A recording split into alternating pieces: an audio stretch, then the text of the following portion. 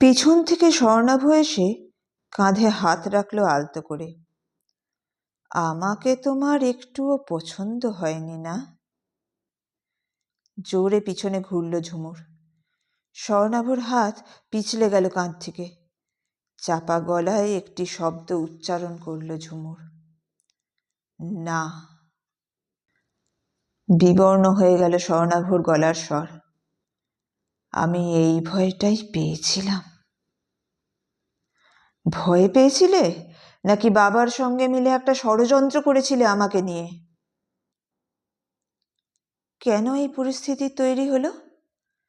ঝুমুর আর স্বর্ণাভর নতুন বিয়েতে এরকম বাক্যালাপ তো উচিত নয়। পুরোটা জানতে শুনতে হবে শেষ পারিজাত, আজকের পছন্দের গল্প। চ্যানেলটি সাবস্ক্রাইব করে নিচে দেওয়া লিঙ্ক থেকে।